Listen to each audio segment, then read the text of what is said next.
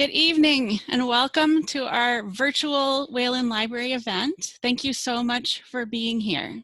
I'll start with a little bit of logistics. We are live streaming this event on Waycam, which is our Wayland cable access station. We're also recording and we'll be posting it to Waycam's YouTube page. So if you're not one of our assigned readers and you don't feel comfortable on camera, feel free to turn off your video. After this short intro, let me flip my slide. That's not working. There we go. You know what? And my slide didn't change on my screen, so 1 second. That's why. There we go. Excuse me. After this short intro, we will dive into our reading, which should take about 35 to 40 minutes. And now I'm showing you the wrong thing. This is tricky.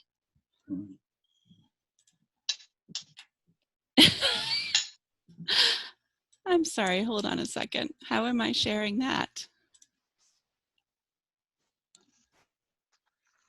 There we go.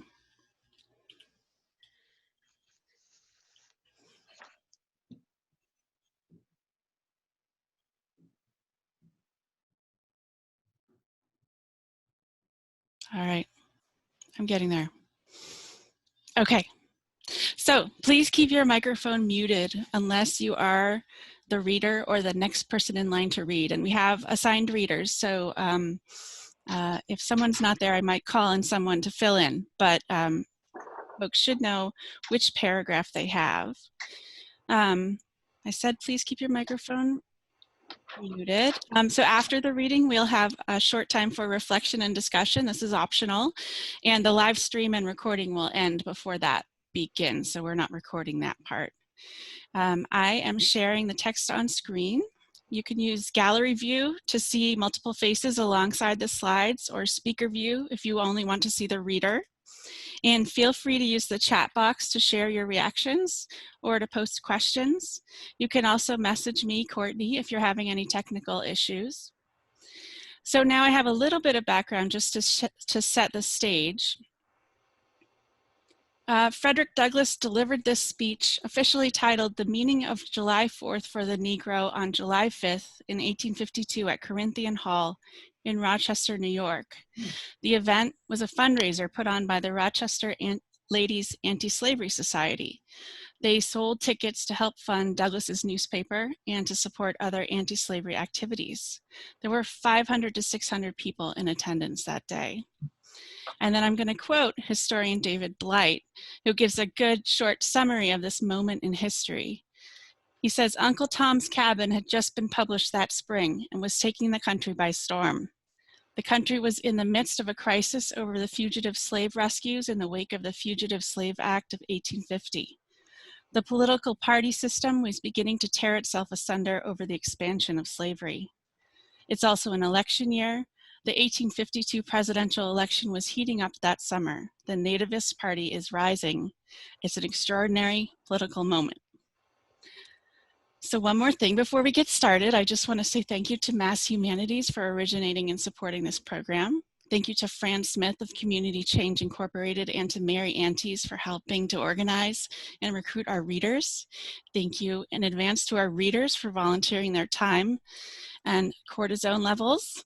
And finally, I said this to the readers, please have patience with each other as we are sure to have some stumbling, as I've already exhibited, either with the dense emotional text or with the technology, but we will get through this together. So, is Jeannot here?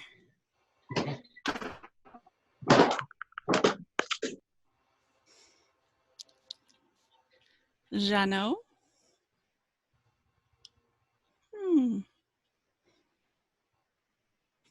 Just gonna check my email. And Okay. Courtney, I'm Yes? the second reader. Would you like me to do both paragraphs? That would be great. So we're gonna get started with Phil. And here we go. Mr. President, friends, and fellow citizens, the task before me is one which requires much previous thought and study for its proper performance. I do not remember ever to have appeared as a speaker before any assembly more shrinkingly, nor with greater distrust of my ability than I do this day. The papers and placards say that I am to deliver a 4th of July oration. The fact is, ladies and gentlemen, the distance between this platform and the slave plantation from which I escaped is considerable, and the difficulties to be overcome in getting from the latter to the former are by no means slight. That I am here today is to me a matter of astonishment as well as of gratitude. This, for the purpose of this celebration, is the 4th of July. It is the birthday of your national independence and of your political freedom. This, to you, is what the Passover was to the emancipated people of God. It carries your minds back to the day and to the act of your great deliverance. This celebration also marks the beginning of another year of your national life and reminds you that the Republic of America is now 76 years old. I am glad, fellow citizens, that your nation is so young. You are, even now, only in the beginning of your national career, still lingering in the period of childhood. I repeat, I am glad this is so. There is hope in the thought, and hope is much needed under the dark clouds which lower above the horizon.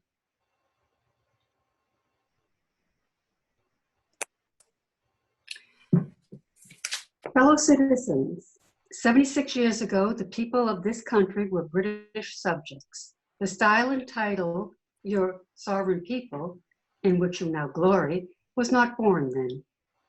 You were under British crown. Your fathers esteemed the English government as the home government, England as the fatherland.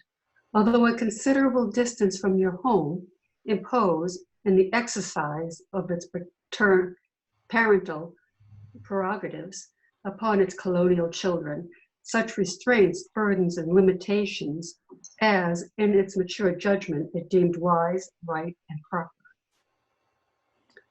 But your fathers, who had not adopted the idea of the infallibility of government and the absolute character of its acts, presumed to differ from home government in respect to the wisdom and the justice of some of those burdens and restraints.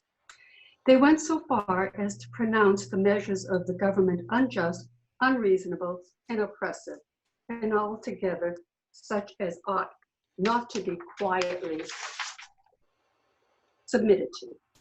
I scarcely need say, fellow citizens, that my opinion of those measures fully accords with that of your fathers. Feeling themselves harshly and unjustly treated by the home government, your fathers, like men of honesty and men of spirit, earnestly sought redress. They petitioned and they remonstrated.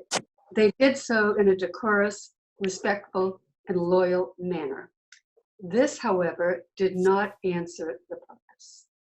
They saw themselves treated with sovereign indifference, coldness, and scorn. Yet they persevered. Oppression makes a wise man mad. Your fathers became restive under this treatment. They felt themselves the victims of grievous wrongs, wholly incurable in their colonial capacity. With brave men, there is always a remedy for oppression. Just here, the idea of a total separation of the colonies from the crown was born. It was a startling idea, much more so than we, at this distance of time, regard it. The timid and the prudent of that day were, of course, shocked and alarmed by it. Their opposition to the then dangerous thought was earnest and powerful. But amid all their terror and affrighted vociferations against it, the alarming and revolutionary idea moved on, and the country with it. On the 2nd of July, 1776, the Old Continental Congress, to the dismay of the lovers of ease, and the worshippers of property clothed that dreadful idea with all the authority of national sanction. They did so in the form of a resolution. We seldom hit upon resolutions drawn up in our day, whose transparency is at all equalate. Resolved, that these united colonies are, and of right ought to be, free and independent states, that they are absolved from all allegiance to the British Crown. Citizens, your fathers made good that resolution. They succeeded, and today you reap the fruits of their success. The freedom gained is yours, and you therefore may properly celebrate this anniversary. The 4th of July is the first great fact in your nation's history, the very ring bolt in the chain of your yet undeveloped destiny. Pride and patriotism, not less than gratitude, prompt you to celebrate and to hold it in perpetual remembrance. I have said that the Declaration of Independence is the ring bolt to the chain of your nation's destiny. So indeed I regard it.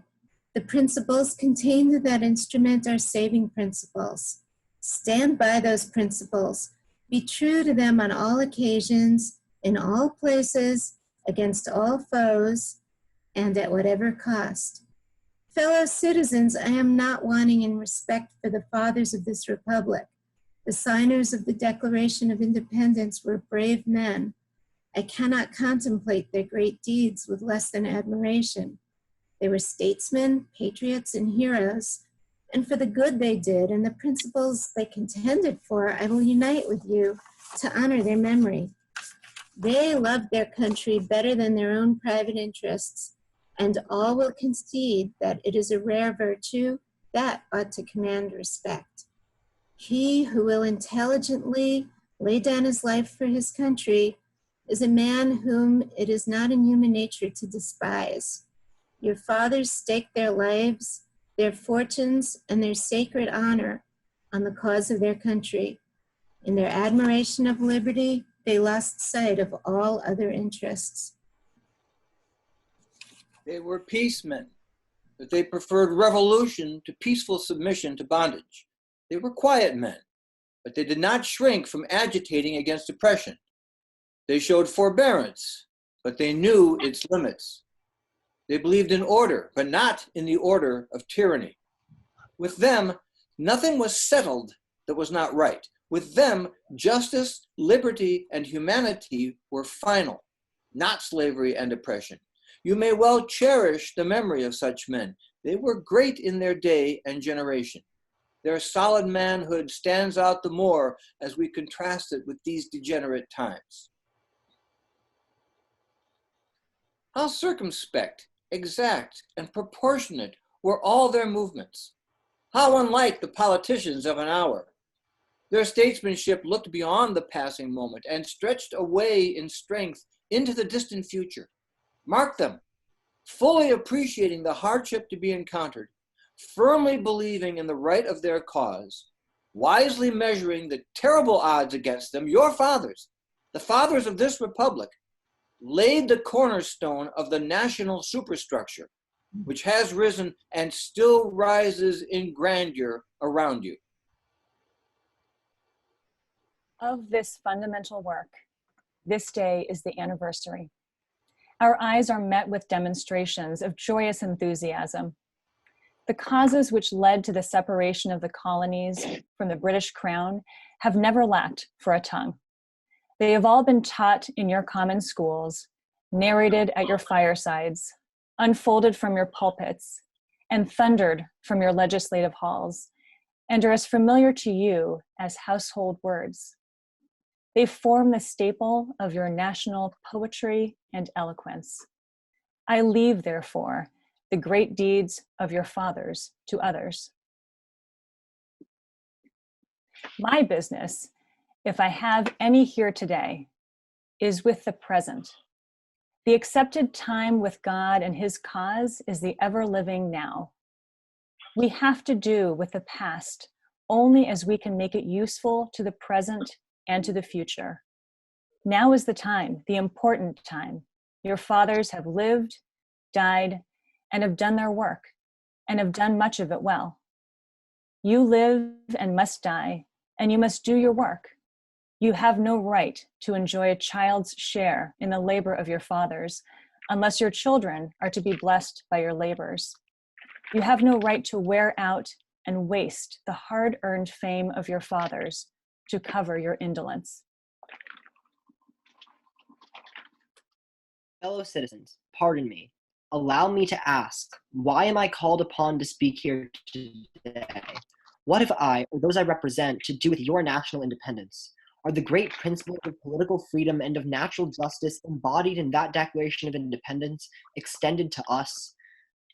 And am I, therefore, called upon to bring our humble offering to the national altar and to confess the benefits and express devout gratitude for the blessings resulting from your independence to us? Would to God, both for your sakes and ours, that an affirmative answer could be truthfully returned to these questions. Then would my task be light, and my burden easy and delightful.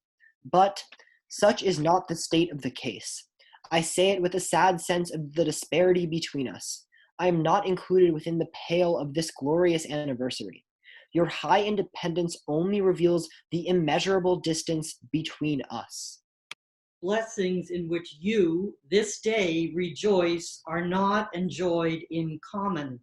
The rich inheritance of justice, liberty, prosperity, and independence bequeathed by your fathers is shared by you and not by me. The sunlight that brought life and healing to you has brought stripes and death to me. This 4th of July is yours, not mine. You may rejoice, I must mourn. To drag a man in fetters into the grand illuminated temple of liberty and call upon him to join you in joyous anthems were inhuman mockery and sacrilegious irony. Do you mean, citizens, to mock me by asking me to speak today? Fellow citizens, above your national tumultuous joy, I hear the mournful wail of millions whose chains, heavy and grievous yesterday, are today rendered more intolerable by the jubilee shouts that reach them. To forget them, to pass lightly over their wrongs, and to chime in with the popular theme would be treason most scandalous and shocking, and would make me a reproach before God and the world.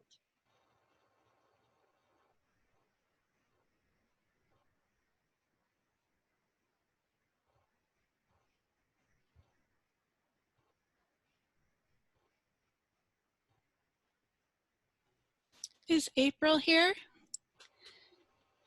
Okay, I'm going to take this one.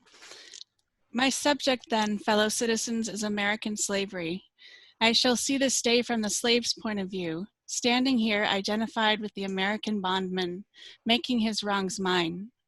I do not hesitate to declare with all my soul that the character and conduct of this nation never looked blacker to me than on this 4th of July.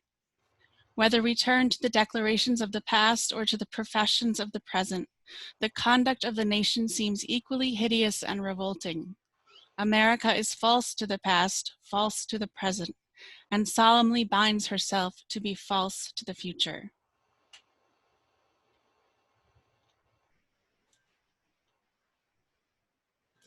Standing with God and the crushed and bleeding slave on this occasion, I will, in the name of humanity which is outraged, in the name of liberty which is fettered, in the name of the Constitution and the Bible which are disregarded and trampled upon, dare to call into question and to denounce with all the emphasis I can command everything that serves to perpetuate slavery, the great sin and shame of America. I will not equivocate. I will not excuse. I will use the severest language I can. And yet not one word shall escape me that any man whose judgment is not blinded by prejudice, who is not at heart a slaveholder, shall not confess to be right and just. I fancy I hear some one of my audience say, "It is just." It is just in this circumstance that you and your brother abolitionists fail to make a favorable impression on the public mind. Would you argue more and denounce less? Would you persuade more and rebuke less? Your cause would be much more likely to succeed. But, I submit, where all is plain, there is nothing to be argued. What point in the anti-slavery creed would you have me argue? On what branch of the subject do the people of this country need light?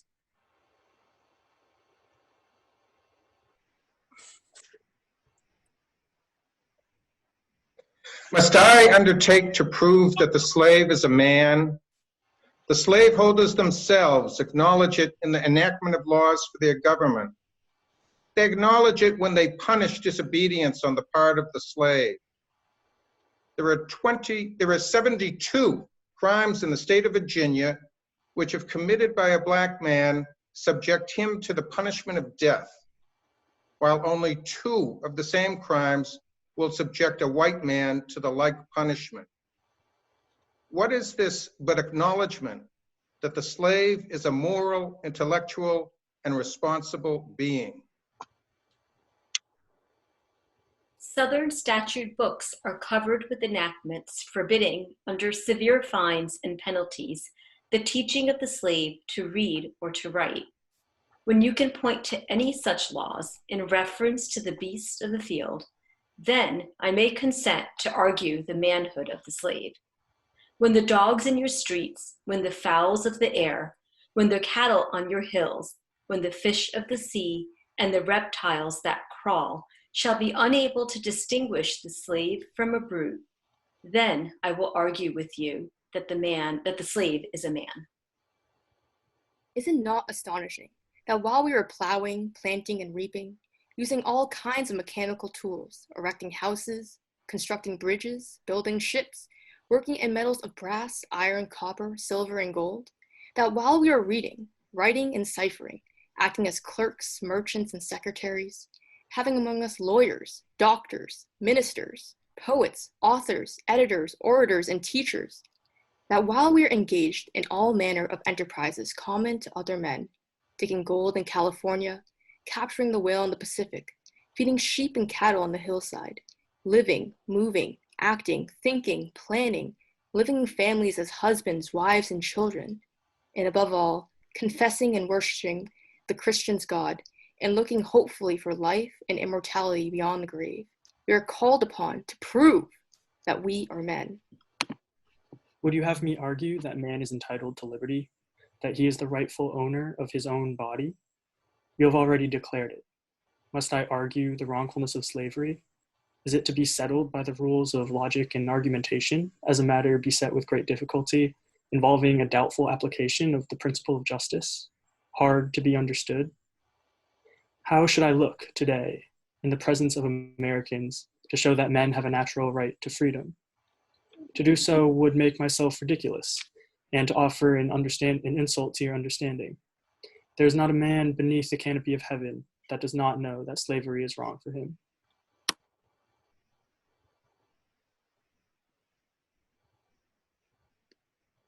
What, am I to argue that it is wrong to make men brutes, to rob them of their liberty, to work them without wages, to keep them ignorant of their relations to their fellow men, to beat them with sticks, to flay their flesh with the lash, to load their limbs with irons, to hunt them with dogs, to sell them at auction, to sunder their families, to knock out their teeth, to burn their flesh, to starve them into obedience and submission to their masters? Must I argue that a system thus marked with blood and stained with pollution is wrong? No, I will not. I have better employments for my time and strength than such arguments would imply. What then remains to be argued? Is it that slavery is not divine, that God did not establish it, that our doctors of divinity are mistaken? There is blasphemy in the thought. That which is inhuman cannot be divine. Who can reason on such a proposition? I cannot. The time for such argument is past.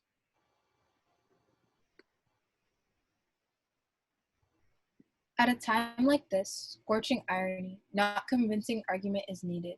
Oh, had I the ability and could I reach the nation's ear, I would. today pour out a fiery stream of biting ridicule, lasting reproach, withering sarcasm, and stern rebuke. For it is not light that is needed, but fire. It is not the gentle shower, but thunder. We need the storm, the whirlwind, and the earthquake. The feeling of the nation must be quickened. The conscience of the nation must be roused. The propriety of the nation must be startled. The hypocrisy of the nation must be exposed, and its crimes against God and man must be proclaimed and denounced.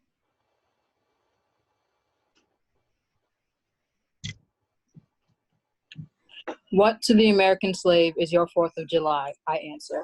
A day that reveals to him more than all other days in the year the gross injustice and cruelty to which he is the constant victim. To him, your celebration is a sham, your boasted liberty, an unholy license, your national greatness, swelling vanity. Your sounds of rejoicing are empty and heartless. Your denunciations of tyrants, brass-fronted impudence, your shouts of liberty and equality, hollow mockery. Your prayers and hymns, your sermons and thanksgivings, with all your religious parade and solemnity are to him mere bombast, fraud, deception, impiety, and hypocrisy, a thin veil to cover up crimes which would disgrace a nation of savages. There is not a nation on the earth guilty of practices more shocking and bloody than are the people of these United States at this very hour. Go where you may, search where you will, roam through all the monarchies and despotisms of the old world. Search out every abuse. And when you have found the last, lay your facts by the side of the everyday practices of this nation. And you will say with me that for revolting barbarity and shameless hypocrisy, America reigns without a rival. Take the American slave trade, which we are told by the papers is especially prosperous just now, as the price of men was never higher, and which is carried on in all the large towns and cities in one half of this Confederacy. This trade is one of the peculiarities of American institutions. In several states, this trade is a chief source of wealth. It is called the internal slave trade, in order to divert from it the horror with which the foreign slave trade is contemplated. The foreign slave trade has long since been denounced by this government as piracy, as an execrable traffic. To arrest it, this nation keeps a squadron at immense cost on the coast of Africa. Elsewhere in this country, it is safe to speak of this foreign slave trade as a most inhuman traffic, opposed alike to the laws of God and of man. It is, however, a notable fact that while so much execration is poured out by Americans upon those engaged in the foreign slave trade, the men engaged in the slave trade between the states pass without condemnation, and their business is deemed honorable. Behold the practical operation of this internal slave trade, the American slave trade, sustained by American politics and American religion. Here you will see men and women reared like swine for the market. You know what is a swine drover? I will show you a man drover. They inhabit all our southern states. They perambulate the country and crowd the highways of this nation with droves of human stock. You will see one of these human flesh jobbers, armed with pistol, whip, and bowie knife, driving a company of 100 men, women, and children from the Potomac to the slave market at New Orleans. These wretched people are to be sold singly or in lots to suit purchasers. They are food for the cotton field and the deadly sugar mill. Mark the sad procession as it moves wearily along, and the inhuman wretch who drives them. Hear his savage yells and his blood-chilling oaths as he hurries on his affrighted captives. There, see the old man with locks thinned and gray. Cast one glance, if you please, upon that young mother whose shoulders are bare to the scorching sun, her briny tears falling on the brow of the babe in her arms. See, too, that girl of 13 weeping, yes, weeping, as she thinks of the mother from whom she has been torn. The drove moves tardily. Heat and sorrow have nearly consumed their strength. Suddenly you hear a quick snap, like the discharge of a rifle. The fetters clank and the chain rattles simultaneously. Your ears are saluted with a scream that seems to have torn its way to the center of your soul. The crack you heard was the sound of the slave whip. The scream you heard was from the woman you saw with the babe. Her speed had faltered under the weight of her child and her chains. That gash on her shoulder tells her to move on. Follow this drove to New Orleans. Attend the auction. See men examined like horses.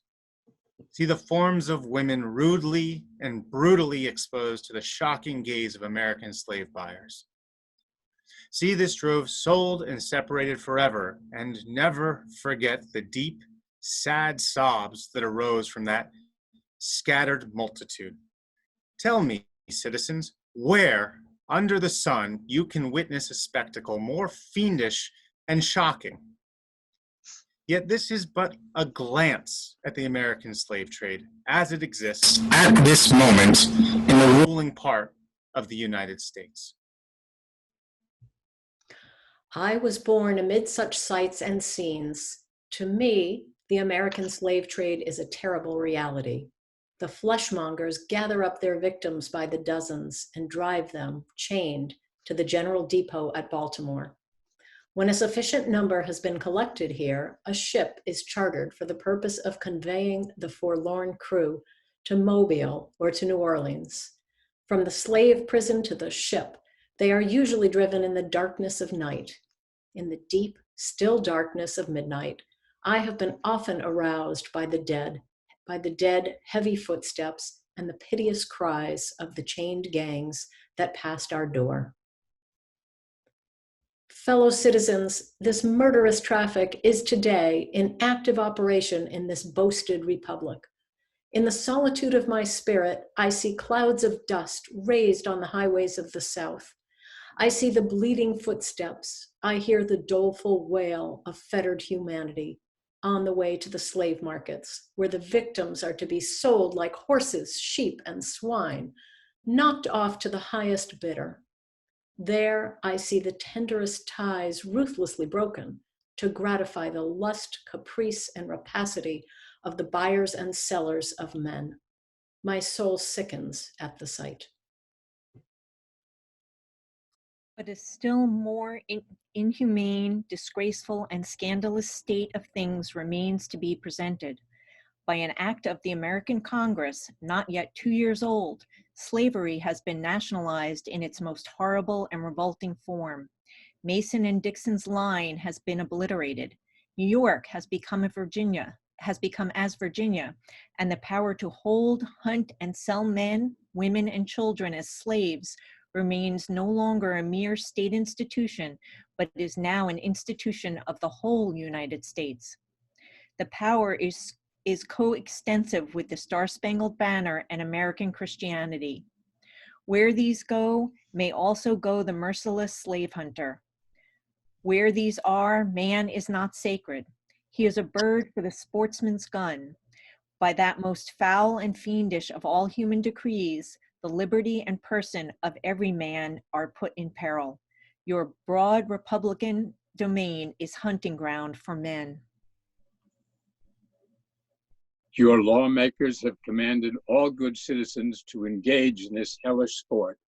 Your president, your secretary of state enforce as a duty you owe to your free and glorious country and to your God that you do this accursed thing. Not fewer than 40 Americans have, within the past 2 years, been hunted down and without a moment's warning, hurried away in chains and consigned to slavery and excruciating torture. Some of these have had wives and children dependent on them for bread, but of this no account was made. The right of the hunter to his prey stands superior to the right of marriage and to all rights in this republic, the rights of God included. For Black men, there is neither law nor justice, humanity nor religion. The fugitive slave law makes mercy to them a crime and bribes the judge who tries them. An American judge gets $10 for every victim he consigns to slavery, and 5 when he fails to do so. The oath of any 2 villains is sufficient, under this hell-black enactment, to send the most pious and exemplary Black men into the remorseless jaws of slavery. His own testimony is nothing. He can bring no witnesses for himself. The minister of American justice is bound by the law to hear but one side, and that side is the side of the oppressor. Let this damning fact be perpetually told. Let it be thundered around the world that in tyrant-killing, king-hating, people-loving, democratic, Christian America, the seats of justice are filled with judges who hold their offices under an open and palpable bribe, and are bound in deciding in the case of a man's liberty to hear only his accusers. In glaring violation of justice, in shameless disregard of the forms of administering law, in cunning arrangement to entrap the defenseless, and in diabolical intent, this fugitive slave law stands alone in the annals of tyrannical legislation. Americans, your Republican politics, not less than your Republican religion, are flagrantly inconsistent. You boast of your love of liberty, your superior civilization, and your pure Christianity, while the whole political power of the nation is solemnly pledged to support and perpetuate the enslavement of 3 millions of their countrymen. You hurl your anathemas at the crowned-headed tyrants of Russia and Austria and pride yourselves on your democratic institutions, while you yourselves consent to be the mere tools and bodyguards of the tyrants of Virginia and Carolina. You invite to your shores fugitives of oppression from abroad. Honor them with banquets, greet them with ovations, cheer them, toast them, salute them, protect them, and pour out your money to them like water. But the fugitives from your own land, advertise, hunt, arrest, shoot, and kill. You glory in your refinement and your universal education, yet you maintain a system as barbarous and dreadful as ever stained the character of a nation. A system begun in avarice, supported in pride, and perpetuated in cruelty. You shed tears over fallen Hungary and make the sad story of her wrongs the theme of your poets, statesmen, and orators, till your gallant sons are ready to fly to arms to vindicate her cause against the oppressor. But in regard to the 10,000 wrongs of the American slave, you would enforce the strictest silence and would hail him as an enemy of the nation who dares to make those wrongs the subject of public discourse. You are all on fire at the mention of liberty for France or for Ireland, but you are as cold as an iceberg at the thought of liberty for the enslaved of America. You discourse eloquently on the dignity of labor, yet you sustain a system which in its very essence casts a stigma upon labor. You bear your bosom into the storm of British artillery to throw off a 3-penny tax on tea, and yet wring the last hard-earned farthing from the grasp of the Black laborers of your country. You profess to believe that of one blood, God made all nations of men to dwell on the face of the earth, and hath commanded all men everywhere to love one another. Yet you notoriously hate and glory in your hatred all men whose skins are not colored like your own. You declare before the world and are understood by the world to declare that you hold these truths to be self-evident, that all men are created equal and are endowed by their Creator with certain inalienable rights, and that among these are life, liberty, and the pursuit of happiness. And yet you hold securely in a bondage which, according to your own Thomas Jefferson, is worse than ages of that which your fathers rose in rebellion to oppose, a seventh part of the inhabitants of your country. Fellow citizens, I will not enlarge further on your national inconsistencies. The existence of slavery in this country brands your republicanism as a sham, your humanity as a base pretense, and your Christianity as a lie.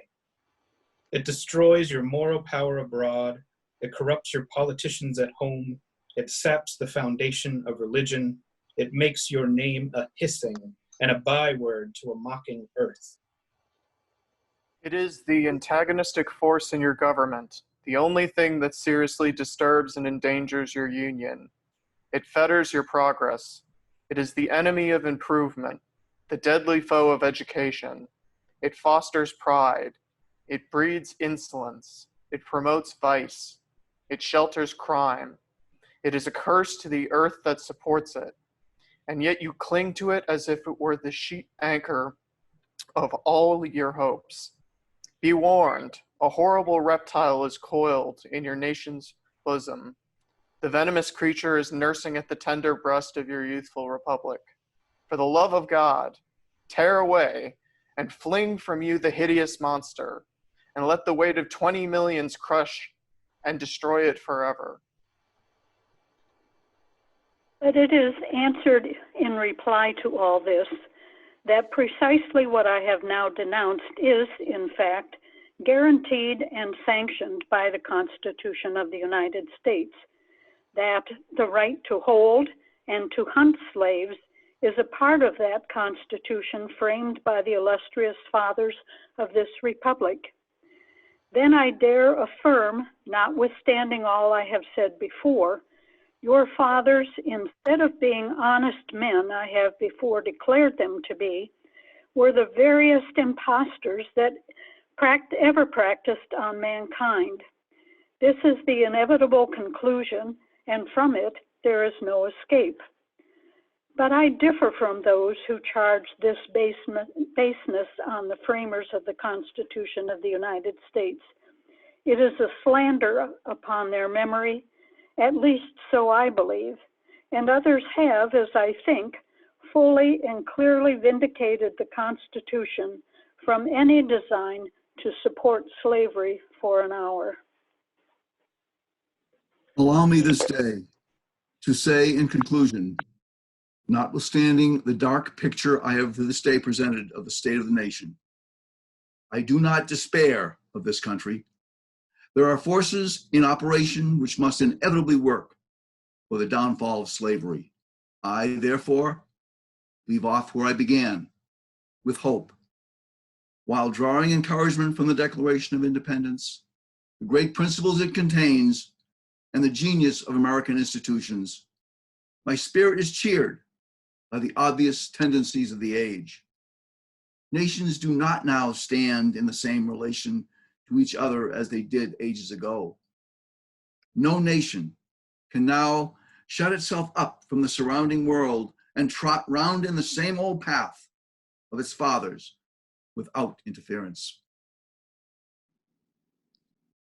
The time was when such could be done, but a change has now come over the affairs of mankind. Walled cities and empires have become unfashionable. The arm of commerce has borne away the gates of the strong city. Intelligence is penetrating the darkest corners of the globe. Wind, steam, and lightning are its chartered agents. Oceans no longer divide, but link nations together. From Boston to London is now a holiday excursion.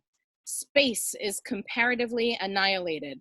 Thoughts expressed on one side of the Atlantic are distinctly heard on the other. In the fervent aspirations of William Lloyd Garrison, I say, and let every heart join in saying it, Godspeed the day that the human blood shall cease to flow. In every clime clime he understood the claims of human brotherhood. and each Return return for evil go good, not so for blow. that That day day will will come come to to end and change to faithful friend. each foe.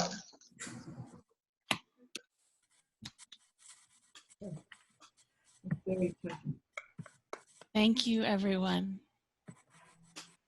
Thank you so much. Powerful sentiments. Yes. So this concludes the reading time. We'll now have some discussion and reflection time. If you need to drop off, that's fine. Thank you for coming. Mark, if you're still there, could you stop the live stream and recording, please?